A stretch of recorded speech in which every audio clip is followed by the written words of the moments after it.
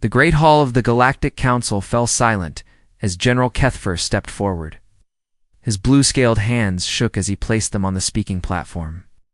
The veteran military commander had conquered 17 star systems for the Empire. He had faced death 1,000 times without fear. But today, standing before the most powerful beings in the galaxy, he felt terror. Honored council members, Kethver began, his voice barely steady. I come before you with an urgent warning. We must not go to war with the humans. A wave of surprised murmurs swept through the massive chamber. Representatives from dozens of alien species turned to look at each other with confusion.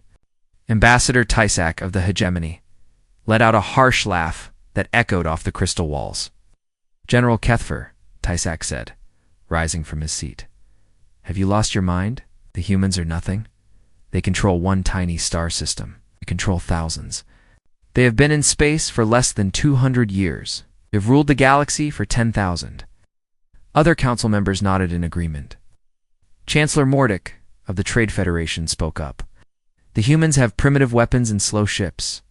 Our scouts report they still use chemical rockets for some tasks. How could such beings threaten the mighty Empire? Kethver closed his eyes for a moment, remembering the nightmare that had brought him here. 3 months ago, his life had been simple. He was a general who won battles and conquered worlds.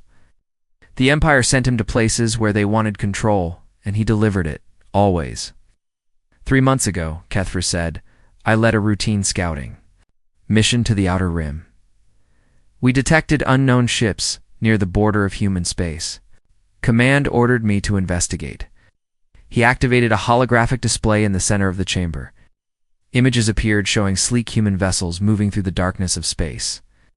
The ships looked small and fragile compared to the massive Imperial warships.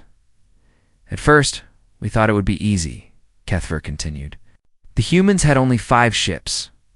We had 20. Their technology seemed centuries behind ours. We expected them to surrender immediately when they saw our firepower. Senator Veltar of the Core Worlds leaned forward.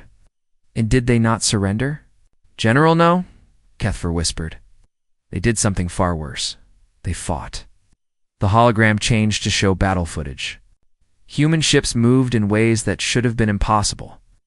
They dodged between asteroid fields and used solar radiation as cover. One small human vessel somehow managed to disable an Imperial cruiser 3 times its size. This is their captain, Kethver said, highlighting a human figure on the display.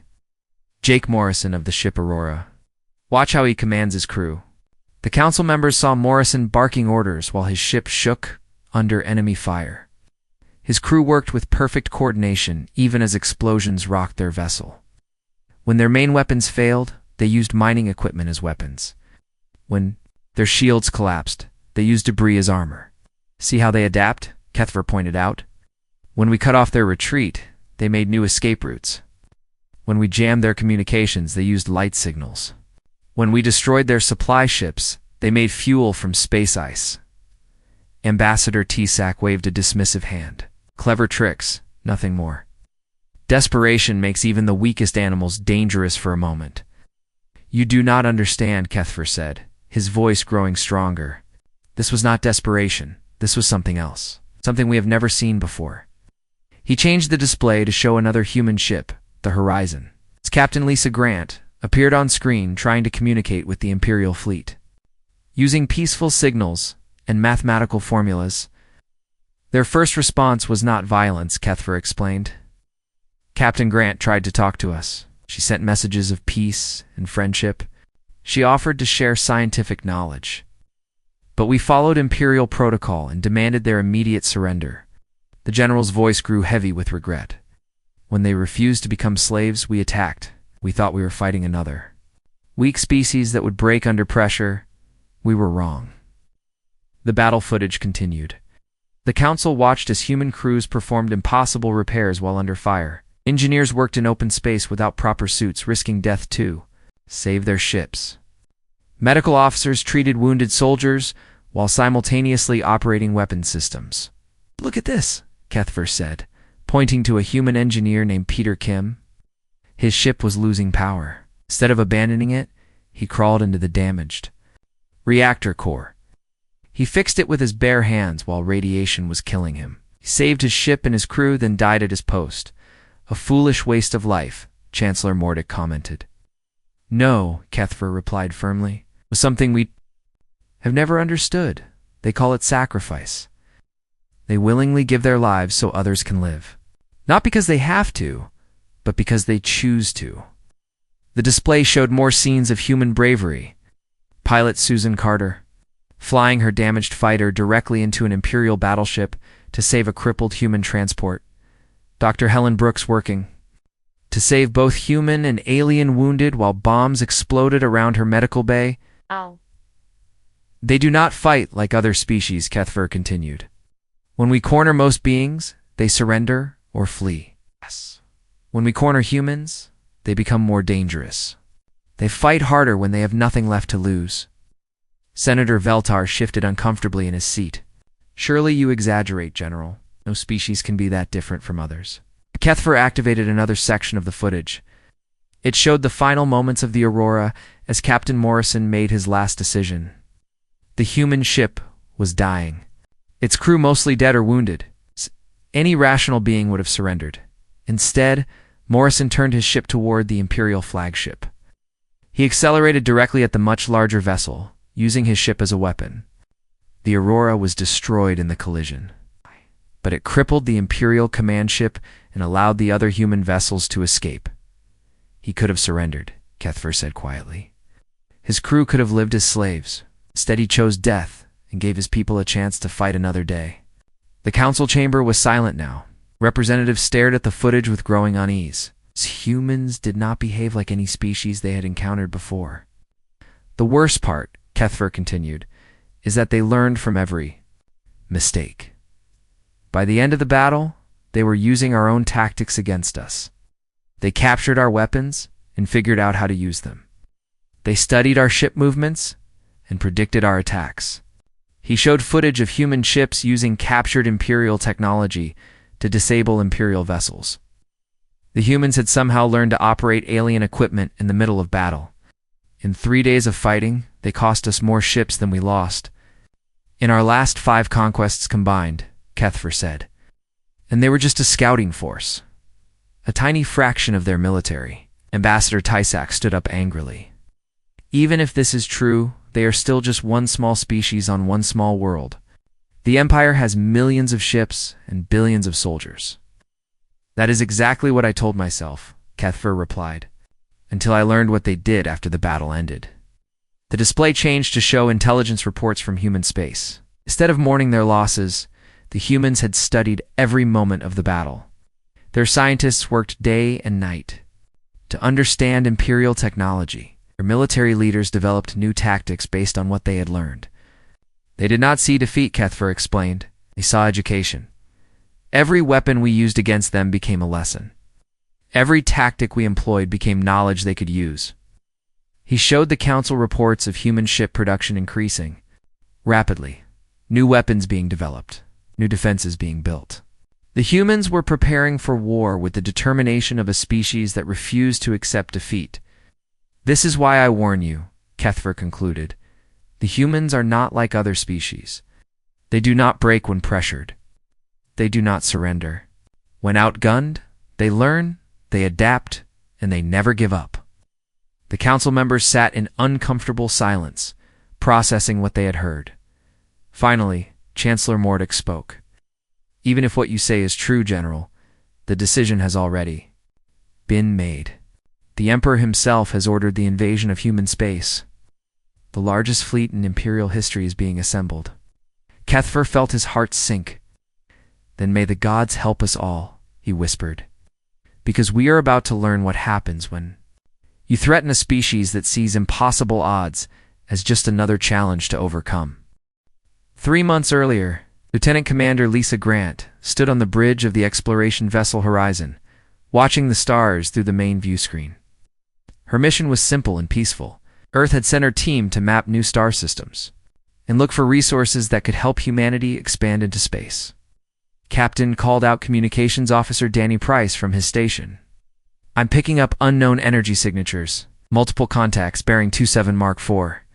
Lisa moved to the sensor station, where Science Officer Dr. Nathan Cole was studying the readings. Nice. His face showed excitement mixed with concern. "These are definitely artificial signatures," Nathan said. "Ship-like patterns, but the technology is completely unfamiliar.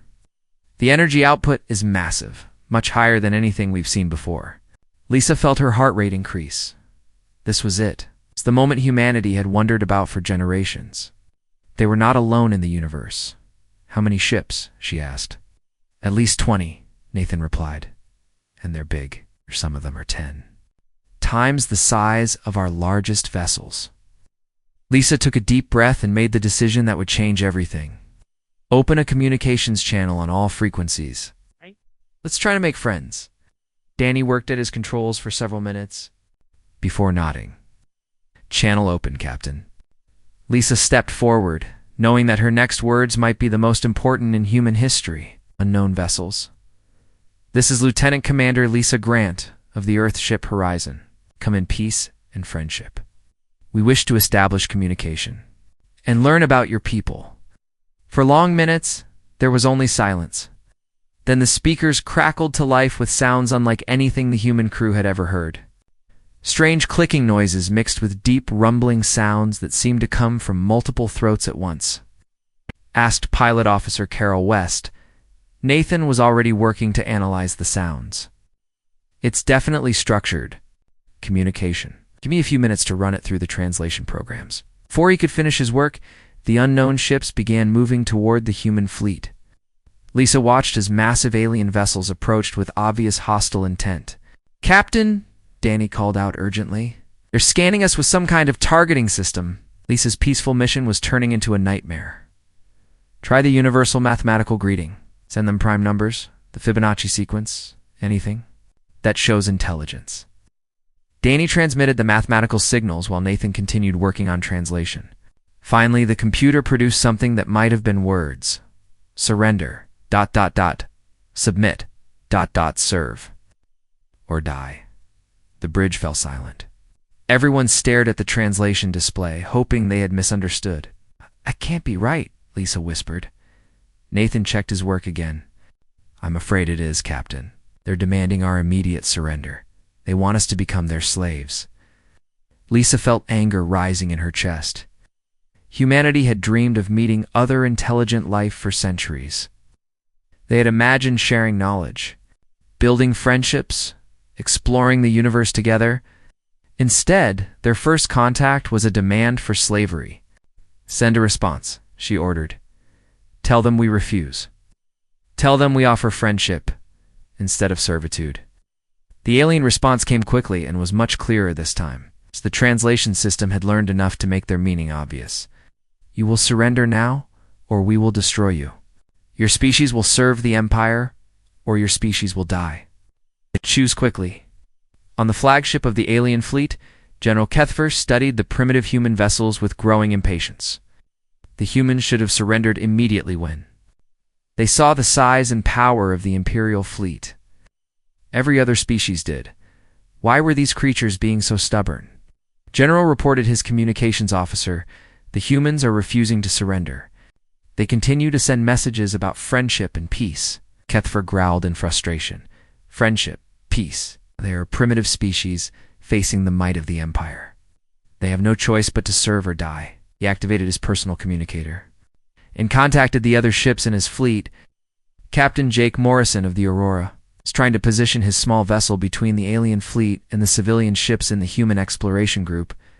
"All human vessels," Morrison broadcast to his people, "assume defensive positions.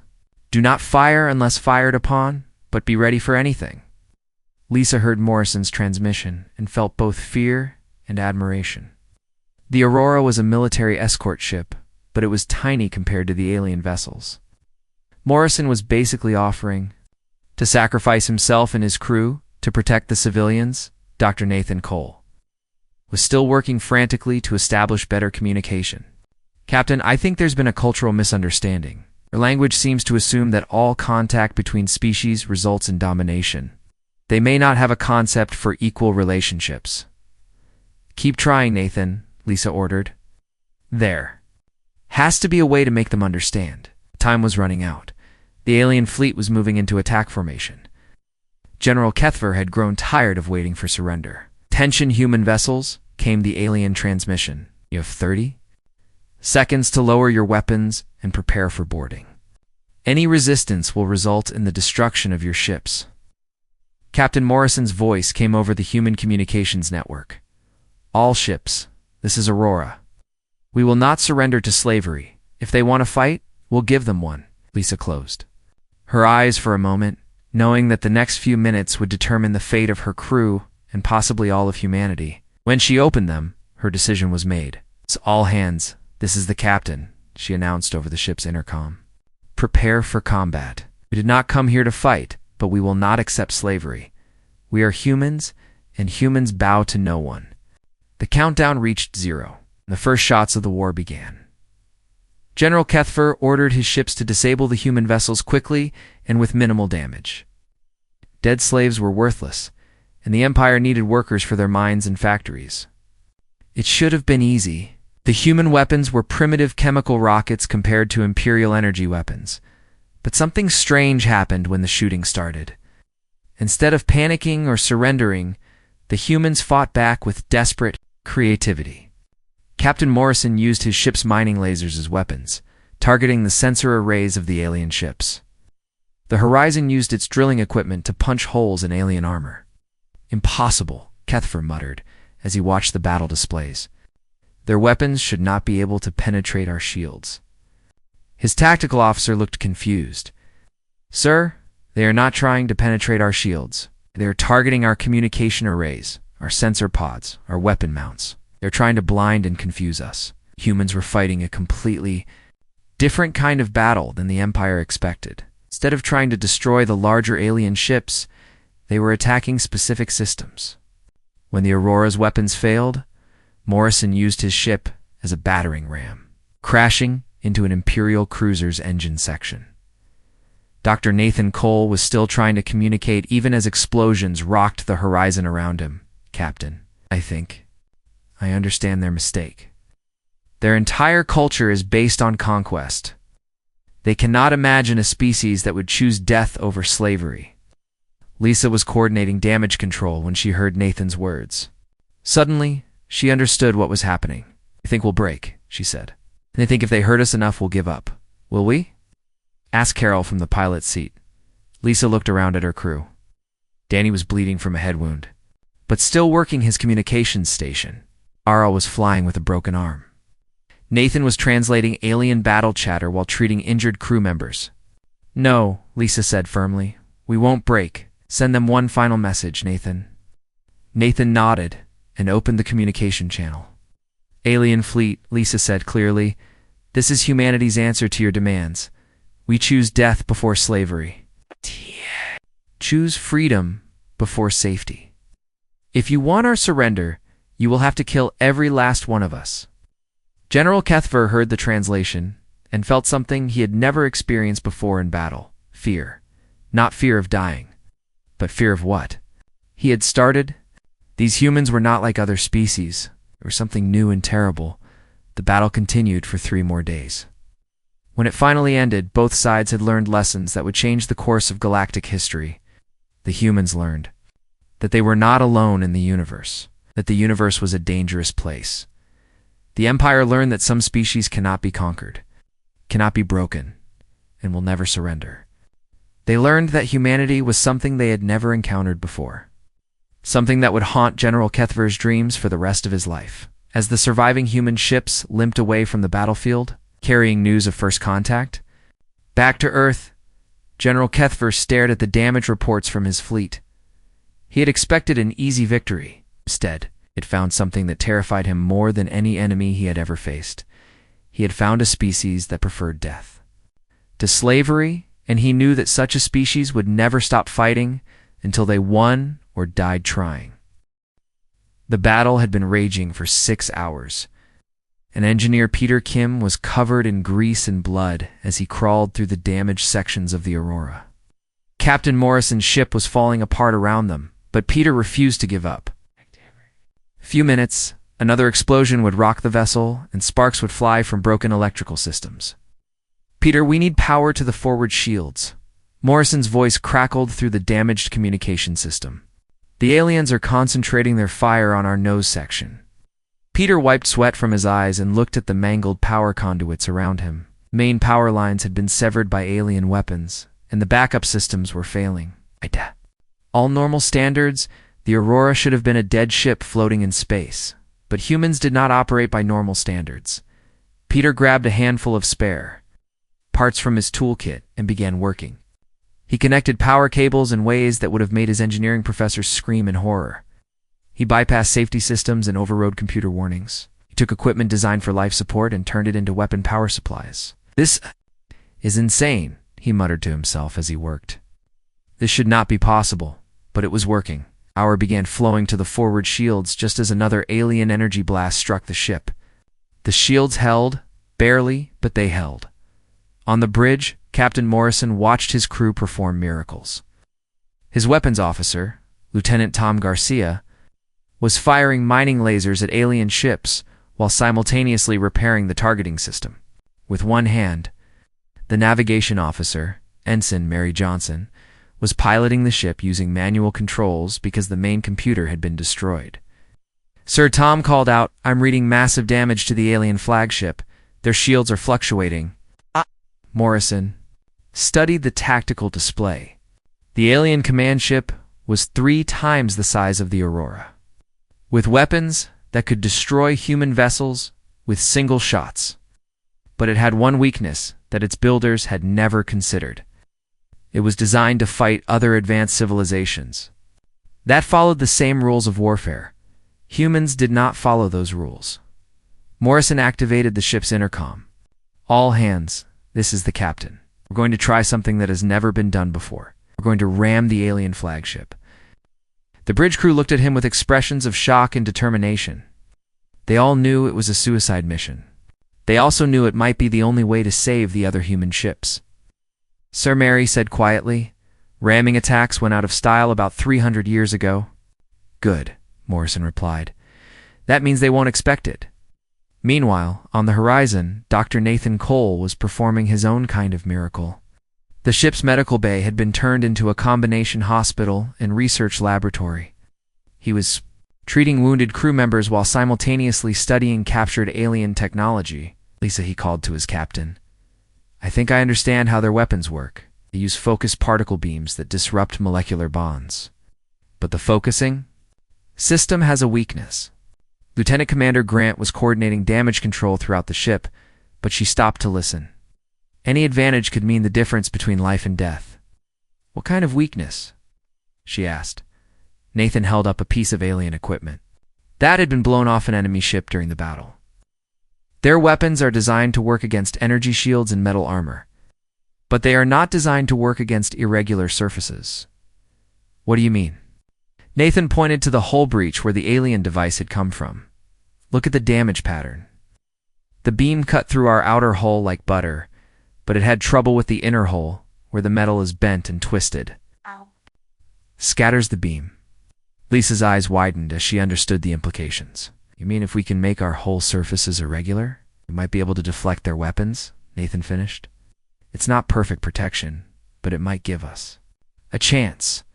Within minutes, the Horizon's crew was doing something that no military manual had ever suggested. They were deliberately damaging their own ship's hull, creating dents and bumps and twisted metal surfaces that would scatter alien weapon beams. Engineer Sally Roberts used the ship's industrial fabricators to create metal plates with random surface patterns. Maintenance Chief Bob Martinez welded scrap metal to the outside of the ship in deliberate chaos. It looked insane, but when the next alien attack came, many of the energy beams were deflected harmlessly into space. Aboard the Imperial flagship, General Kethfer watched his tactical displays with growing confusion and fear. Nothing was happening the way it should. The human ships should have been destroyed within the first hour of battle. Instead, they were adapting and fighting back with techniques that made no sense. "General," his weapons officer reported, "the human ship Aurora is on a collision course. They're not responding to our warnings." Kethfer looked at the display and saw the small human vessel accelerating directly toward his massive flagship. "They must have lost control of their ship," he said. Destroy it before it reaches us.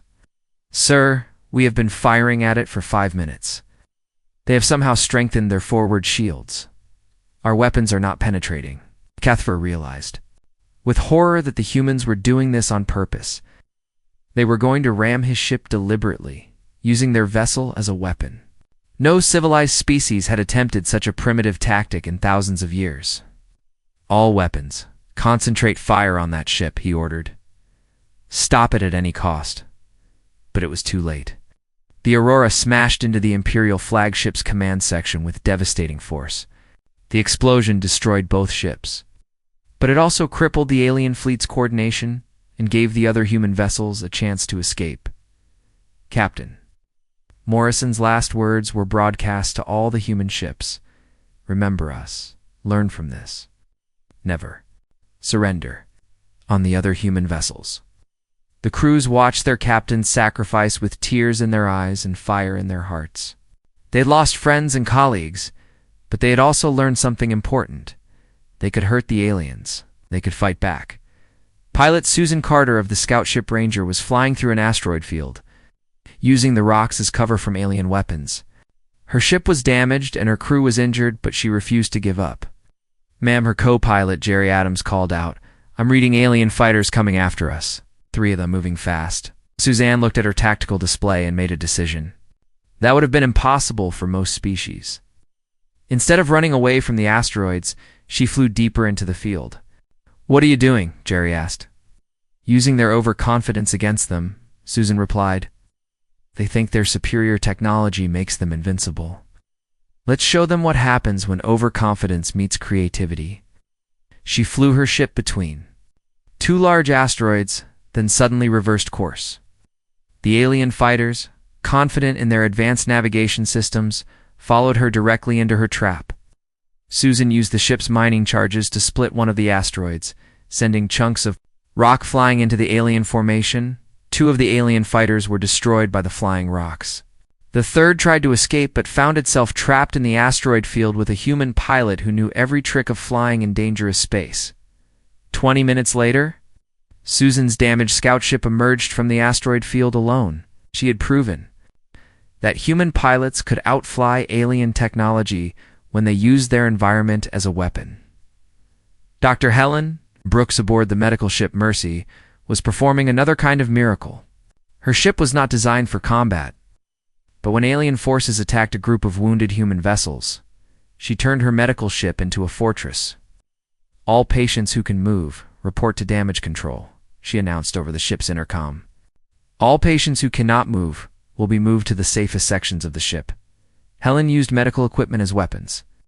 She turned surgical lasers into anti-ship weapons. She used the ship's sterilization systems to create clouds of superheated gas that confused alien sensors. When alien boarding parties tried to capture her ship, they found themselves fighting wounded humans who refused to die quietly. The battle continued for 3 days.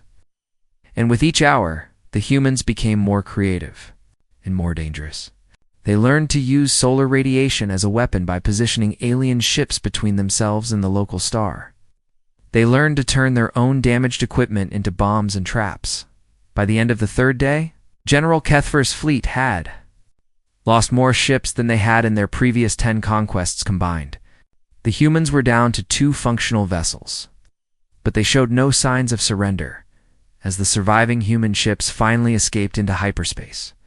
Carrying news of the battle back to Earth, Kethfer stared at his damage reports in shock. He had faced the impossible and lived to tell about it. He had faced a species that became more dangerous when cornered, more creative when desperate, and more determined when facing certain death. He had learned that humans did not just fight to win. They fought to make sure their sacrifice meant something. The war was just beginning, and Kethfer already knew how it would end. The Empire would eventually face a choice: leave humanity alone, or face extinction at the hands of a species that refused to accept defeat.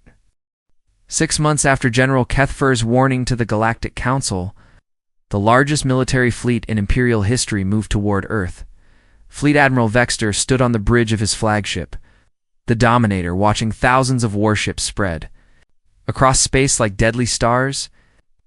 "Admiral," his aide reported, "all fleet elements are in position.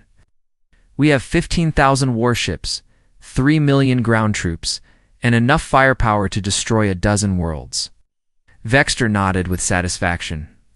The Emperor himself had ordered this invasion after the Council dismissed Kethfer's warnings as the ravings of a defeated general. The humans would surrender quickly when they saw the true might of the Empire, or they would die. Either outcome was acceptable. "Send the standard surrender demand," Vexter ordered. "Give them 1 hour to respond, then we begin the invasion." But on Earth, Admiral Charles Webb was preparing for a very different kind of war than the Empire expected. Survivors of Kethfer's first contact had brought back valuable intelligence about alien technology and tactics. More importantly, they had brought back the knowledge that humans could fight and win against impossible odds. "Status report," Webb demanded as he entered the war room deep beneath the Pentagon. "All civilian populations have been evacuated from major cities," reported General Linda Hayes. "Our military production facilities have been moved underground or into asteroid bases. Every ship in the solar system has been converted for military use." Webb studied the tactical displays showing Earth's defenses. Looked pathetic compared to the approaching Imperial fleet, but appearances could be deceiving. The humans had spent 6 months preparing for this war, and they had learned to think differently about combat. "What about Dr. Santos's special projects?" Webb asked. General Hayes smiled grimly. "Ready for deployment, sir? The aliens are about to learn what human creativity can accomplish when we have time to prepare." Dr. Maria Santos had become the most important person on Earth over the past 6 months.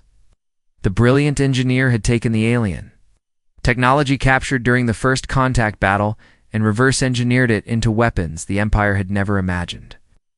"The orbital mines are in position," she reported to Webb via secure communication. "The asteroids have been hollowed out and filled with explosive charges. The cargo ships have been converted to remote-controlled bombs. Everything is ready." Webb felt a mixture of pride and sadness as he looked at Earth's preparations. Humanity had never wanted this war, but they would fight it with everything they had the Imperial surrender demand arrived exactly as expected? Admiral Vexter's message was translated into every human language and broadcast across Earth and its colonies. "People of Earth," the message began. "You are surrounded by the Imperial fleet. You have 1 hour to surrender unconditionally. Your leaders will be executed, your military will be disbanded, and your population will serve the Empire as workers and slaves. Resistance is futile. Comply or face total destruction." President Robert Hayes addressed humanity's response from the steps of the Capitol building, speaking to billions of people across the solar system.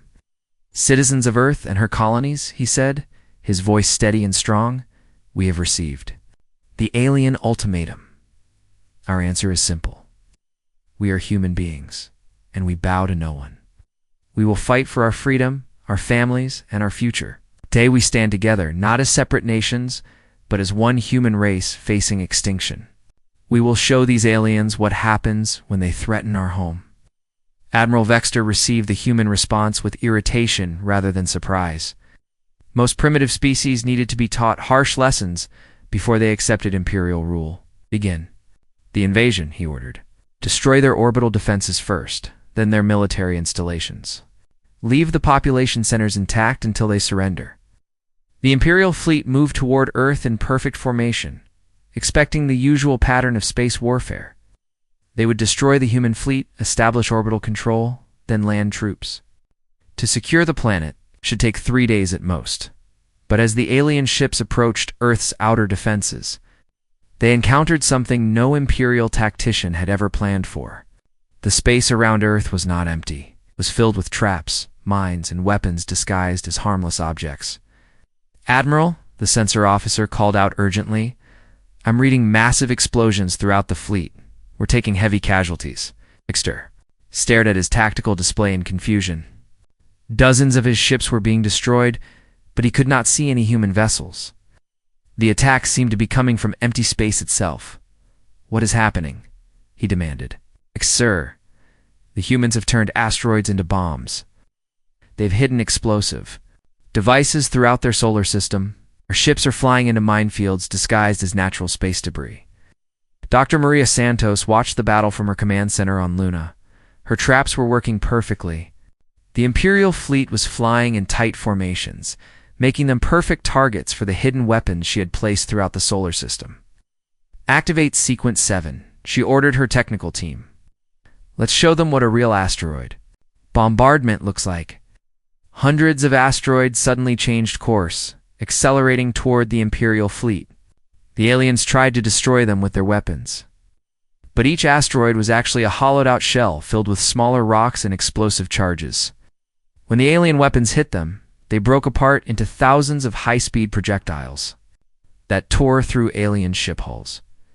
Admiral Vexter realized he was facing tactics that no Imperial military academy had ever taught. Humans were using their own solar system as a weapon, turning every piece of space debris into a potential bomb. All ships assume defensive formation, he ordered. Watch for hidden weapons. But the surprises were just beginning. As the Imperial fleet tried to reorganize, cargo ships began accelerating toward them from all directions.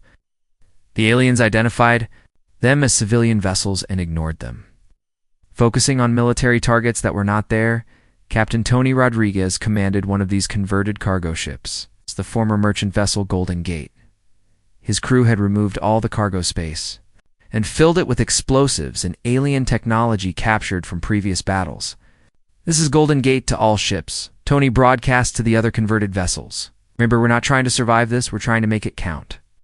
Tony's ship and dozens of others crashed into Imperial vessels, each explosion destroying ships worth millions of credits in years of construction. The aliens had never seen suicide attacks on such a scale and had no defense against them. On the surface of Earth, Colonel Frank Miller was preparing his own surprise for the invasion forces. His troops were not arranged in traditional defensive positions. Instead, they were hidden throughout every major city, waiting for the aliens to land. Remember, he told his officers, we're not trying to stop them from landing. We're trying to make them wish they had never come here. When the Imperial ground forces finally landed in major cities around Earth, they expected to face organized military resistance. Instead, they found empty streets and abandoned buildings. It looked like the human population had fled in terror. That illusion lasted exactly 10 minutes. The first Imperial patrols entered New York City to find it completely deserted. Then the buildings around them exploded. Every skyscraper had been rigged with explosives and turned into a death trap. The humans had not fled from their cities. They'd turned their cities into weapons. Colonel Miller's forces fought from inside the ruins, using their knowledge of human architecture against the alien invaders. Every subway tunnel became a bunker. Every basement became a fortress. Every pile of rubble became cover for snipers. The aliens found themselves fighting an entire planet that had been turned into one massive trap.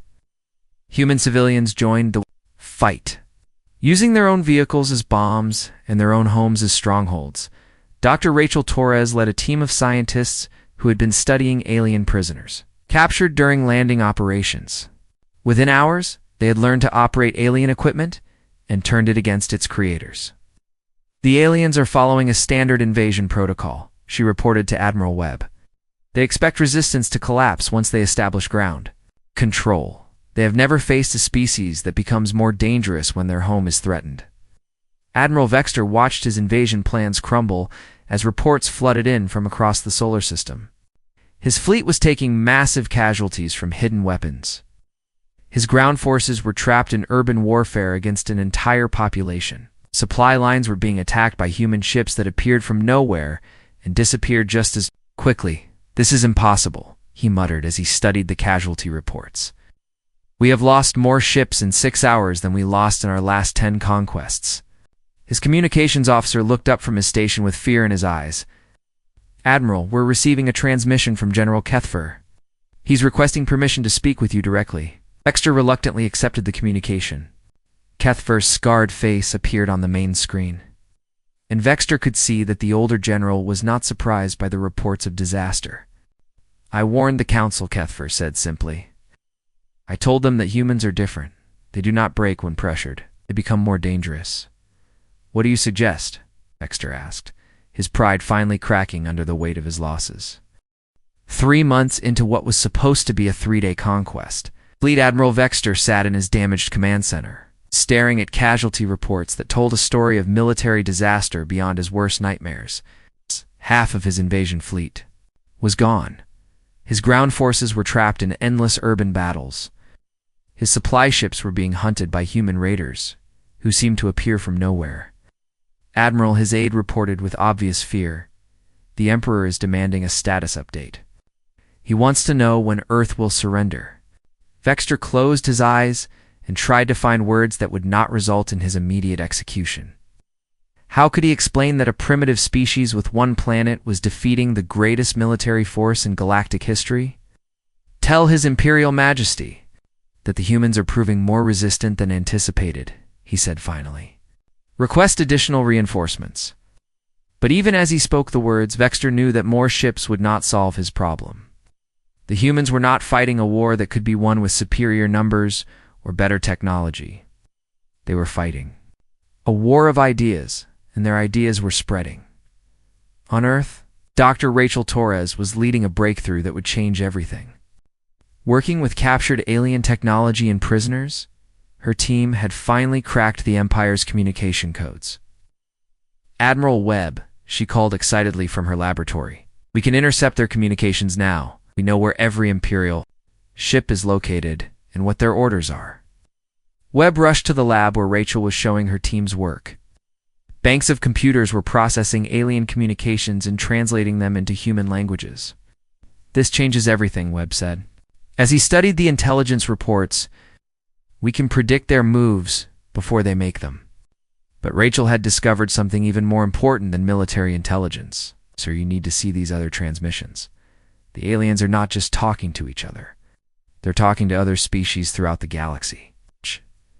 She showed web communications between Imperial forces and dozens of other alien civilizations. Most of the messages were routine reports about conquered worlds and enslaved populations. But some of the newer messages were different. "Look at this," Rachel pointed to a translation on her screen. "This is from a species called the Veltar. They're asking the Empire about reports of human resistance.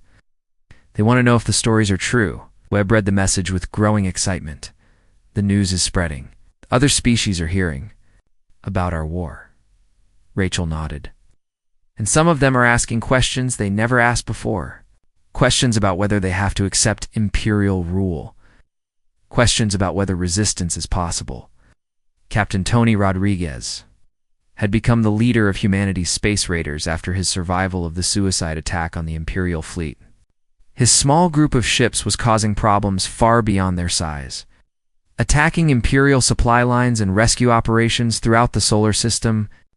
"Tony," came the voice of his communications officer, "we're receiving a strange transmission. It's not from Earth or the Imperial fleet." Tony moved to the communications station where his officer was working to decode an unknown signal. "Sir, I think this is from outside our solar system.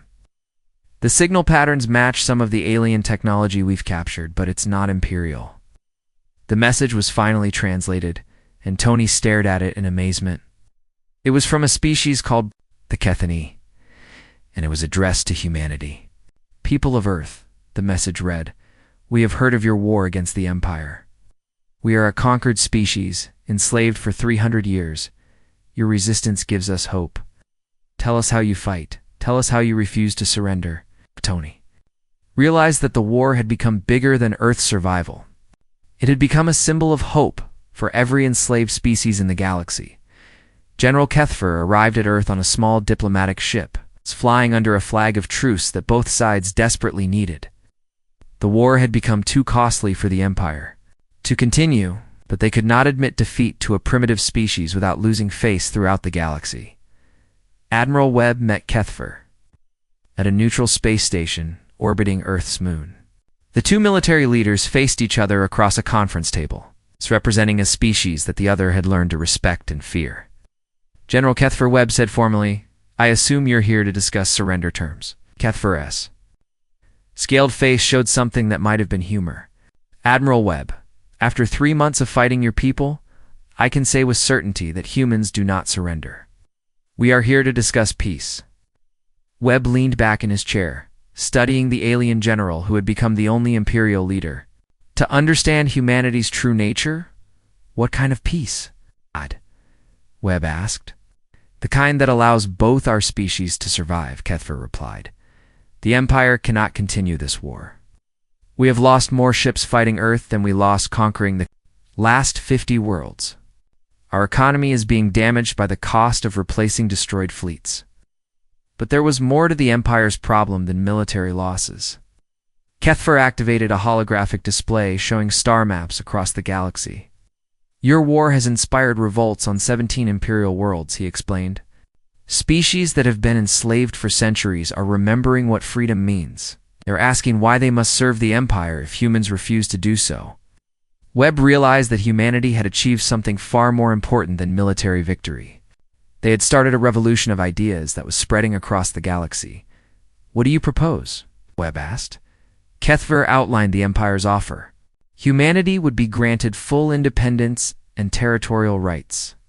Earth and its colonies would be recognized as a sovereign nation. In exchange, humans would agree to limit their expansion and not actively encourage revolts in Imperial territory. It's a good offer, Webb admitted, but I have one question. What happens to the other species who are fighting for their freedom because of our example? Kethfer's expression grew troubled. What? That is not part of this negotiation, Admiral. The Empire's internal affairs are not your concern. Webb stood up and walked to the viewing port, looking out at Earth hanging in space like a blue jewel. His planet had been scarred by months of war, but it was still free. General, you don't understand humans very well, do you? Webb said finally. We didn't fight this war just to save ourselves. We fought it because we believe that all intelligent beings deserve to be free. Admiral, please be reasonable, Kethfer pleaded. The Empire cannot grant independence to every species. The galaxy would collapse into chaos. Maybe, Webb replied. Or maybe the galaxy would become something better than an empire built on slavery. Ow.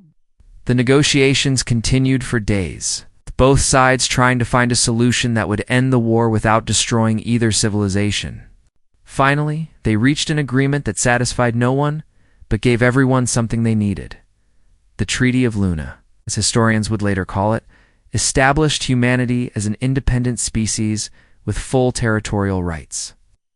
The Empire agreed to cease all hostile actions against human space and to recognize Earth's government as legitimate. In exchange, humanity agreed to a temporary moratorium on expansion beyond their current territory.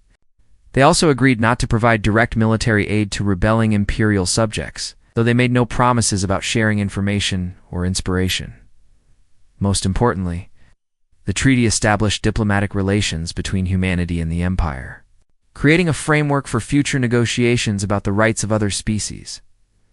As general, Kethfer prepared to return to Imperial space. He sent a final personal message to Admiral Webb. You have achieved something remarkable, Admiral. You have forced the Empire to admit that some species cannot be conquered. But you have also started something that cannot be stopped. Ideas about freedom and resistance are spreading faster than we can contain them. Webb's reply was simple. Good. Some ideas are too important to contain. 6 months later, Admiral Webb stood in his office reading reports from across the galaxy. The Cathani had successfully rebelled against their Imperial governors, had declared independence, and were fighting Imperial forces to a standstill. 12 other species had begun organized resistance movements. The Empire was discovering what General Kethfer had tried to warn them about months earlier. Some things, once started, could not be stopped. Freedom was contagious, and humanity had become the galaxy's first carriers of a disease that the Empire could not cure. Webb looked out his window at the construction ships rebuilding Earth's orbital defenses. Humanity was preparing for the future, knowing that their war with the Empire had been just the beginning of something much larger. They had learned that they were not alone in the universe. More importantly, they had taught the universe that slavery was not inevitable, that resistance was possible, and that some species would choose death before dishonor. The galaxy would never be the same. Humanity was just getting started.